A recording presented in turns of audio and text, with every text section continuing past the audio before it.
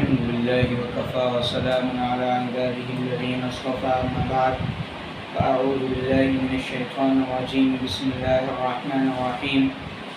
وقال الرسول يا رب إن قوم اتخذوا هذا القرآن مهجورا صدق الله العظيم. شب قدر رمضان المبارک کی ایک عظیم رات ہے. اللہ رب العزت نے امت مسلمہ کو ایک عظیم تحفہ رمضان المبارک کی شکل میں پورا کا پورا رمضان ہی ایک عظیم تحفہ ہے امت مسلمہ کے لیے، اور خاص طور پر شب قدر یہ اللہ رب العزت کا اور عظیم تحفہ ہے امت مسلمہ کے لیے. یہ ایسا عظیم تحفہ ہے امت مسلمہ کے لیے کہ اس کی جتنی قدر کی جائے، جتنی احتیاط کی جائے،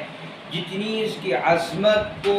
اس کے ادب اور احترام کو باقی رکھنے کی کوشش کی جائے اور امت اس سے جتنا فائدہ اٹھا لے اتنا امت مسلمہ کے لیے یہ کم ہے. اللہ رب العزت نے شب قدر کو مخفی رکھا. اللہ نے ظاہر نہیں ہونے دیا شب قدر کو کہ شب قدر کس رات کے اندر ہے. یہی وجہ ہے کہ شب قدر کو مخفی رکھنے میں اللہ رب العزت یہ چاہتا ہے کہ اللہ کے بندے زیادہ سے زیادہ اللہ رب العزت کی عبادت اور اطاعت کے اندر، اللہ کی فرما برداری کے اندر اپنا وقت جو ہے وہ گزاریں. دیکھیے یوں تو رمضان المبارک کا پورا مہینہ ہی عظمت اور برکتوں سے بھرا ہوا ہے. پورا مہینہ اللہ رب العزت نے رمضان المبارک کو بہت فضیلت کا حامل بنایا ہے، اور ان تمام میں بھی آخری عشرہ اور آخری عشرے میں شب قدر اللہ رب العزت نے بہت زیادہ عبادت کی لائق رات جو ہے وہ بنائی ہے.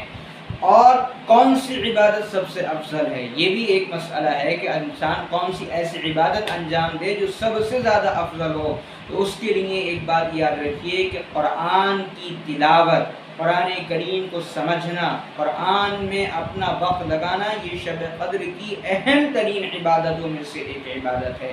اس لیے کہ اللہ رب العزت نے قرآن مجید میں خود ارشاد فرمایا انا انزلناہ فی لیلۃ القدر، ہم نے اس کتاب کو، ہم نے اس قرآن کو شب قدر کے اندر جو ہے وہ نازل فرمایا. تو جس کتاب کے نازل کرنے کا انتخاب اللہ رب العزت نے اس رات کو کیا ہو تو پھر یہاں سے سمجھ لیجئے کہ قرآن کو شب قدر میں سمجھنا اور رمضان کی راتوں میں قرآن مقدس کی تلاوت کرنا اور قرآن کو اپنا وتیرہ بنانا اور قرآن کو سمجھنے کے لیے اپنا وقت لگانا، یہ شب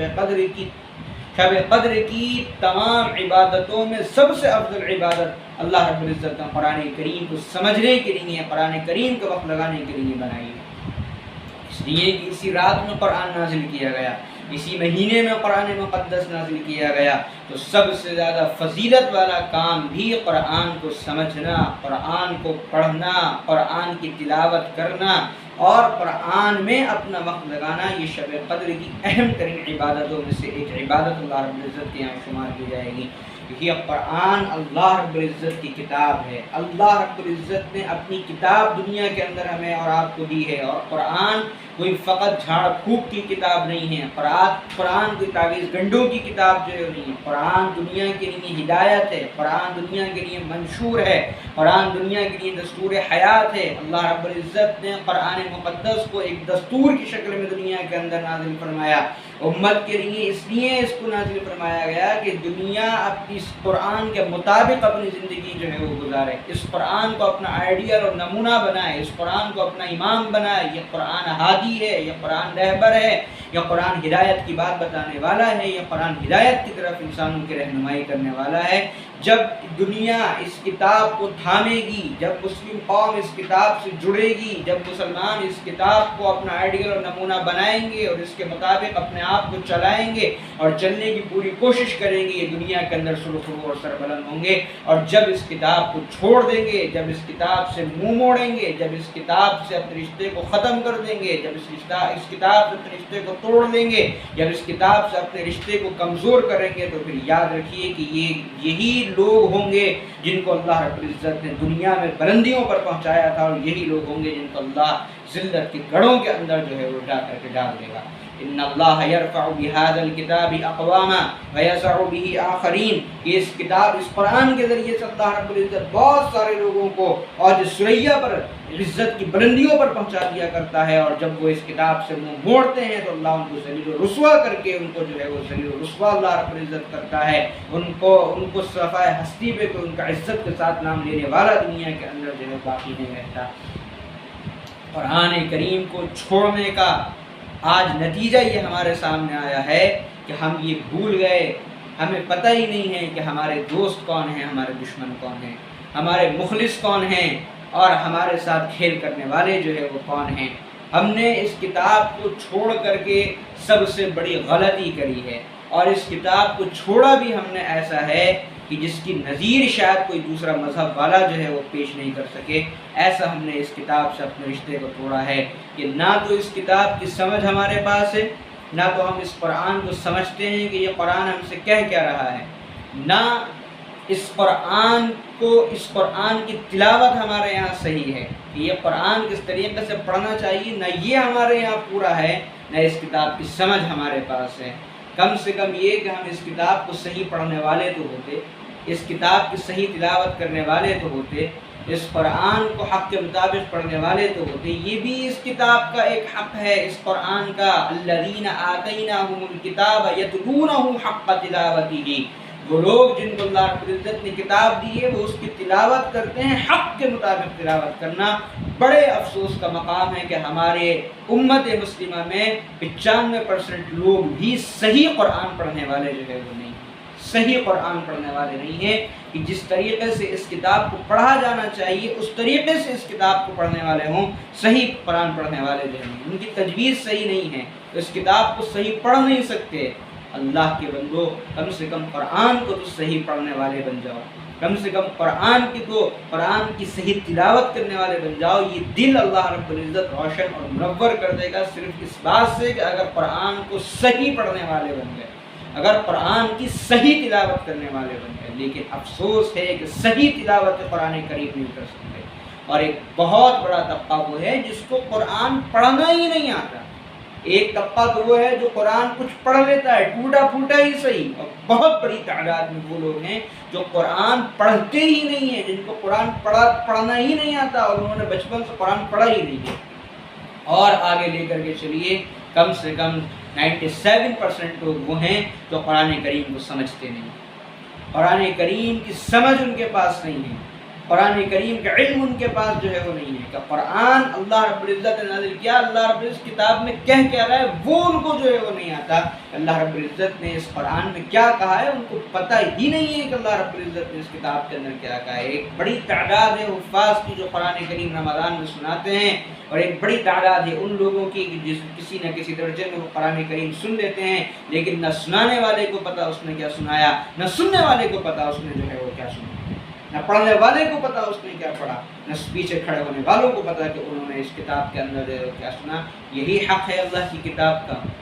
یہی حق ہے اللہ رب العزت کی کتاب کا۔ اللہ رب العزت نے کتاب دی، قرآن دیا، اسی لیے کہ نہ اس کو صحیح پڑھ سکو، نہ اس کو صحیح سمجھ سکو، نہ اس کے حق کے مطابق زندگی بنا سکو، نہ اس کے مطابق زندگی گزار سکو، نہ اس کے مطابق فیصلے کرو، نہ اس کے مطابق شادی بیاہ کرو، نہ اس کے مطابق اپنا کوئی عمل کرو۔ اسی لیے اللہ نے کتاب دی تھی،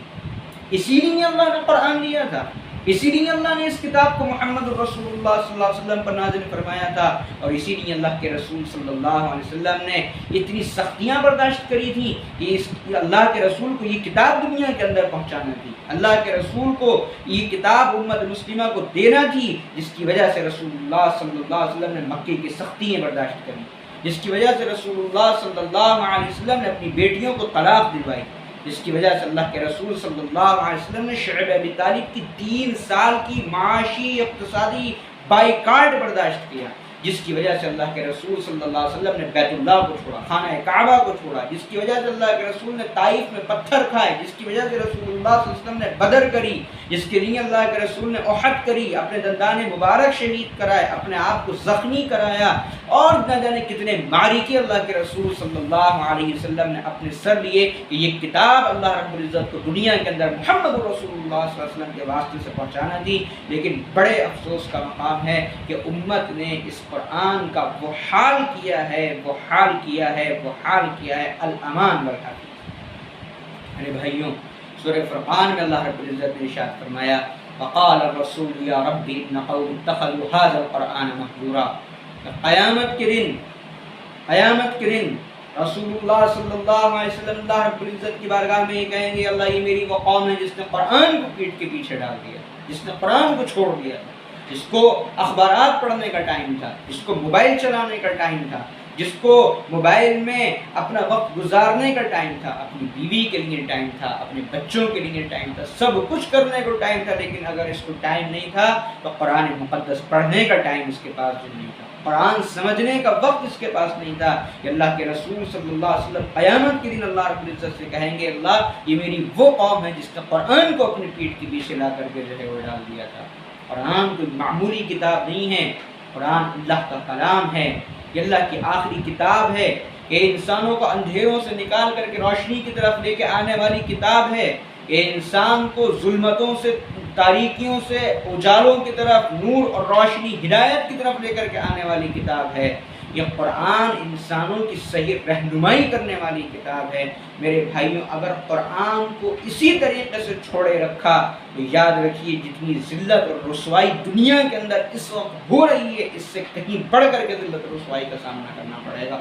اور اگر اپنے رشتے کو اس کتاب سے مضبوط کر لیا، اس کتاب سے اپنے رشتے کو جما لیا، اپنے رشتے کو اس کتاب سے مضبوط کر لیا، اس کتاب کے دامن کو تھام لیا، تو یقین جانیے اللہ اس دنیا کے نقشے کو بھی بدلے گا، ہماری آپ کی آخرت کو بھی اللہ رب العزت بدلے گا۔ اس لیے یہ عہد کریں، یہ نیت کریں رمضان کی ان راتوں کے اندر اور آخری عشرے کی خاص طور سے راتوں کے اندر کہ قرآن کو پڑھیں، اس کو سمجھیں، اس کی تلاوت کریں، اس میں اپنے وقت کو لگائیں اور قرآن پڑھیں، قرآن کو سمجھیں۔